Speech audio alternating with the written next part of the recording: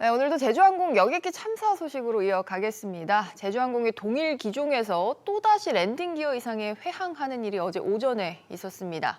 예상됐던 대로 어제 제주항공과 모회사 애경그룹의 주가는 무사하지 못했는데요. 관련 기업들 소식 김대호 경제학 박사와 살펴보겠습니다. 박사님 안녕하세요. 네, 반갑습니다.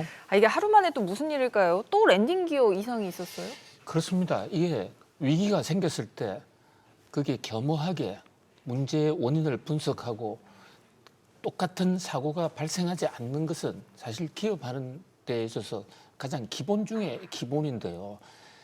그 무안에서 사고가 나서 179명이 정말 처참하게 유명을 달리하는 안타까운 사고가 있었지 않습니까? 그런데 그 다음날 똑같은 기종이라면 B737800 이 비행기가 이륙을 하자마자 랜딩 기어가 안 빠진다. 그래서 바로 날아가지 못하고 다시 돌아오는 원지점으로 다시 돌아오는 사태가 생겼는데요. 또 돌아온 뒤에는 정상화가 됐다고 그래요.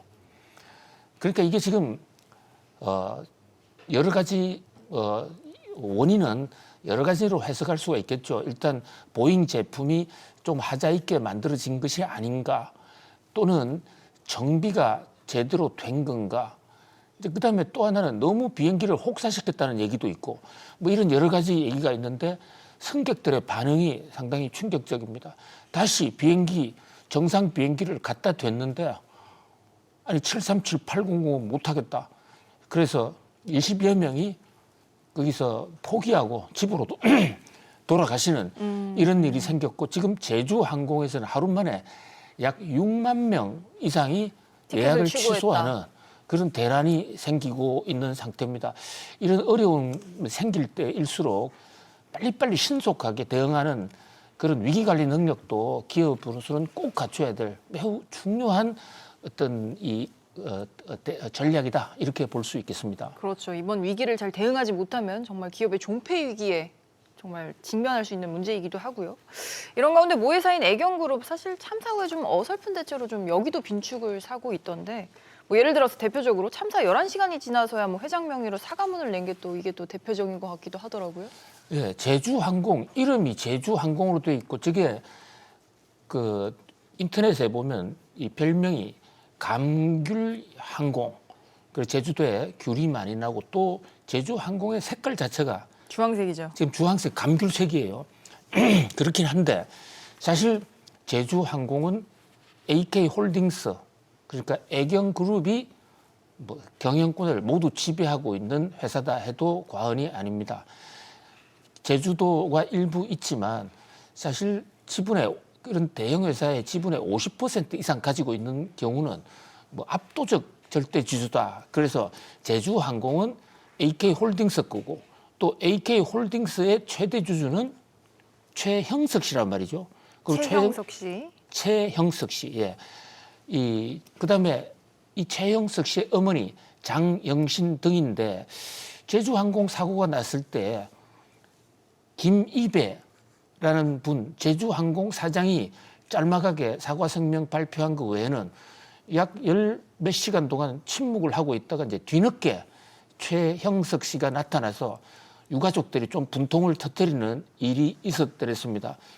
또 이 제주항공을 주도해왔던 장영신이라는 분, 이 AK홀딩스의 뭐 창업주 부인이고 실제로 회사를 중흥시키는데 기여한 분인데, 이분 명의의 사과도 본인 얼굴도 보여주지 않고 그냥 이메일로 회사가 대신해서 보내는 이런 모습들이 좀 그 위기에 당한 어떤 애경의 모습은 아니다.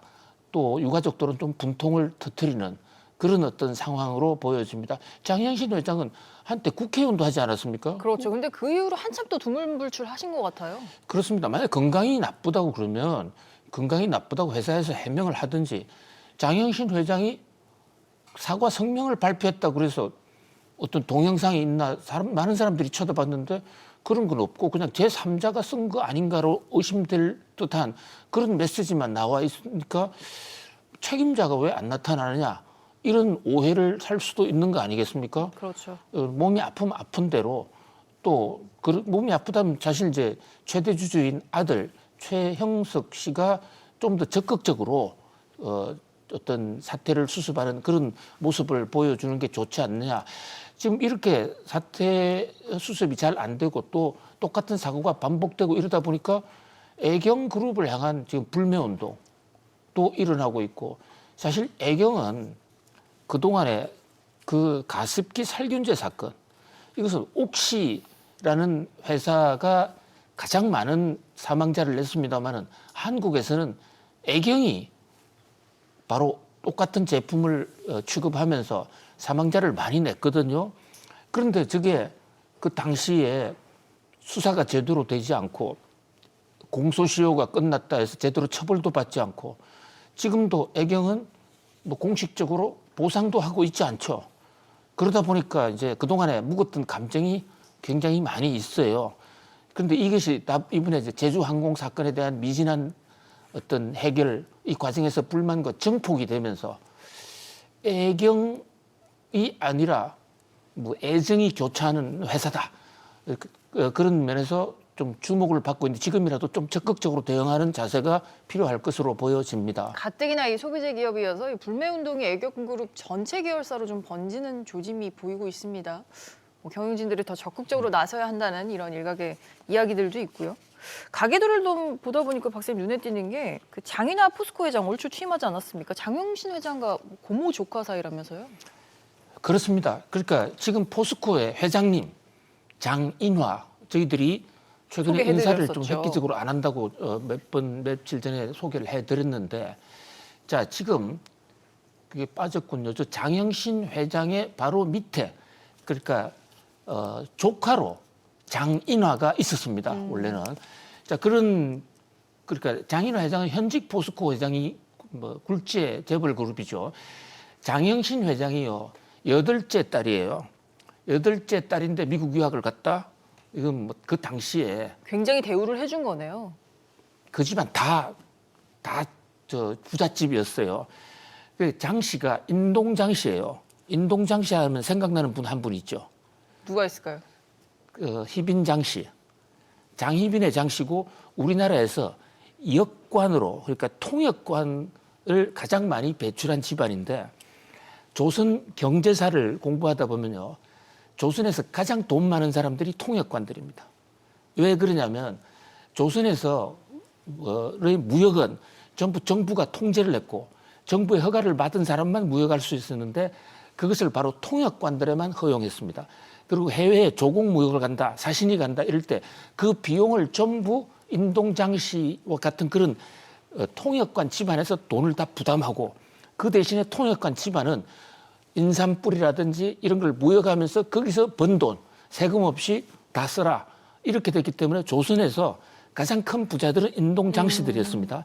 근데 실제로 장영신 씨 아버지가, 장영신 씨가 지금 올해 88세예요. 장영신 씨 아버지는 그보다 연세가 훨씬 더 많겠죠. 그분이 일본 도쿄에 있는 사립대학 출신들이고 어머니도 일본에서 유학을 했습니다. 그리고 이제 형제들 전부 다 좋은 학교들 다 나왔는데 장인하 씨가 그 중에서도 장남, 그러니까 장영신 씨의 가장 큰 오빠의 그 아들 되는 큰 아들이에요. 그러니까 장씨 집안의 사실상 승계자다 이렇게 볼 수가 있는 것이죠.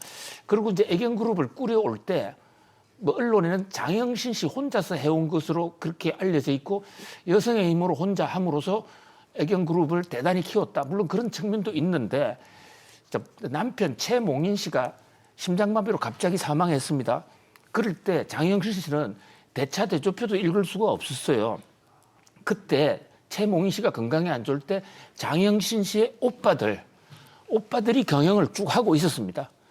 그런데 장영신 씨가 이제 낙원상과 부근에 학원을 다니면서 회계학 공부를 했고 공부를 하면서 나도 경영을 하겠다고 해서 이제 들어갔는데 오빠들하고 충돌을 해서 대판 싸우고 오빠들이 다 떠나는 그런 어떤 야사가 아니라 정사에도 적혀 있는 그런 얘기가 있어요. 어쨌든 이제 그러니까 애경그룹은 장신혜와 최신혜가 같이 했다. 근데 최신은 또 최몽인 회장의 아버지는 제주도 판관을 했습니다. 조선 말기에. 그리고 그 할아버지는 평양 판관을 하다가 어떤 이 비리 사건에 연루가 돼서 귀향을 제주도로 갔는데 아예 제주도를 자기 본향으로 삼아버린. 그래서 제주항공이라는 회사를 굳이 하게 된 것은 최몽인 씨의 가문이 제주도하고 인연이 있기 때문에 우리나라에 또 제주도하고 인연이 있는 회사가 또 하나 더 있죠. 대우그룹. 대우그룹의 김우중 회장도 원래 제주도에 지사를 냈는데 그분이 대구 사범학교에 선생을 하면서 당시 박정희 학생을 이제 길른 그것이 인연이 돼서 사실 박정희 정권 시대 때 대우그룹이 상당히 크게 잘 나가는 그런 계기가 되기도 했었죠. 박사님 어떻게 가문대대로 이 소식을 아실까요? 제가 뭘 알겠습니까? 근데 하여튼 기업을 알려면 기업은 누가 꾸려가는 사람을 연구하는 게 중요하고 그래서 그냥 공부를 할 뿐이지 저는 별로 아는 게 없습니다. 저희가 역사 시간을 따로 꾸려야 하나 할 정도로 콘텐츠를 많이 이제 다양하게 꾸려주셔서요. 저희가 이야기 전해드리고 있는데요. 저희는 또 바로 이 사고 소식으로 돌아와서요. 제주항공 애경에 이어서 보잉 소식, 비행기 제조사였던 보잉 소식도 좀 살펴보죠. 사고 난 보잉 기종의 여객기들 다른 나라에서도 최근 문제를 겪었던 것으로 나타나면서 불안감이 커지고 있는데요. 박사님, 제주항공의 참사가 바로 있던 전날 노르웨이에서도 사실 좀 아찔한 일이 있었어요. 그렇습니다. 거의 비슷한 사고예요. 랜딩 기어가 안 내려왔거든요. 그런데 노르웨이의 조종사는 그러니까 KLM이라는 네덜란드 항공사가 이제 노르웨이에 착륙을 했는데 동체 상륙에 성공했어요. 우리랑은 달랐군요. 그 차이가 뭐냐? 안타까운 게 그 조종사의 경력을 보면 우리가 훨씬 더 앞서요. 그동안에 안전 무사고 경력이 훨씬 더 많은데 아마도 이것은 공항 시설의 차이가 아니었겠냐. 특히 우리도 비교적 그렇게 버드 스트라이크 속에서도 비교적 동체 착륙을 잘 했다 싶은데 여기에 벽에 부딪힌 게 아닌가. 또 활주로 길이 문제도 좀 있기도 했고요. 예, 통곡의 벽. 근데 만약에 기에 폭발한 것을 보면 스스로 폭발하는 게 아니라 콘크리트 벽에 부딪히는 순간에 폭발했고 과거에 많은 비행기 사고를 놓고 보면요. 거기에 만약에 그 방향각 잡아주는 레이더에 부딪혔을 경우에는 비행기가 그냥 뚫고 가도록 대부분 설계가 돼 있거든요. 그럼 옆에 논밭이었기 때문에 피해자가 없을 수도 있었다. 급격히 줄어들 수도 있었다. 그런 면에서 이것을 국토부가 2005년에 여기에 배치를 했다고 그러는데요. 이 국토부에 조사를 맡기지 말고 이해 충돌이 되니까 제3의 다른 제3의 기구에서 정말로 다른 나라에서는 이런 게 없다고 그러는데 그것이 원인이 됐는가 한번 조사해 볼 필요가 있고요. 저게 지금 지방 공항 중에 2곳이 더 있어요. 제가 일부러 말씀을 안 드리겠습니다만은 그리고 빨리 조사를 해서 저게 문제라면 빨리 고쳐야죠. 이걸 고쳐야 될 필요가 있지 걸로. 않느냐 그런 생각을 해봅니다. 박사님, 근데 이번 간밤에도 보잉 주가가 추가로 빠졌던데 이번에 또 보잉이 또다시 위기를 맞은 거겠죠? 그렇습니다. 보잉의 CEO도 바꿨지 않습니까? CEO가 이제 그 공대 출신이 왔고 또 보잉과 관련이 없는 제너럴 일렉트릭과 관련이 없는 어떤 항공계 엔지니어를 이제 모셨어요. 그리고 이제 특징적인 게 이분이 사장인데 근무지가 본사가 있는 워싱턴이나 시카고가 아니라 시애틀로 근무한다 이런 조건으로 모셔왔습니다. 시애틀에 뭐가 있는데요? 시애틀에 공장이 있거든요. 그러니까 기술을 점검하겠다. 근데 그동안에 보잉 기술이 세계 제일 앞서죠. 근데 이걸 너무 외주를 많이 준 거예요. 그러니까 외주를 좀 싸게 할 수 있지 않습니까? 그게 저주를 불렀다. 월스트리트저널의 보도인데요. 이 대목은 좀 더 지켜볼. 자, 월스트리트저널은 보잉의 연이은 사고는 오랜 기간 비용 절감만을 앞세워 품질 관리를 무시한 아웃소싱 관행 때문이다. 상당수의 부품이 보잉사 제품이 아니에요.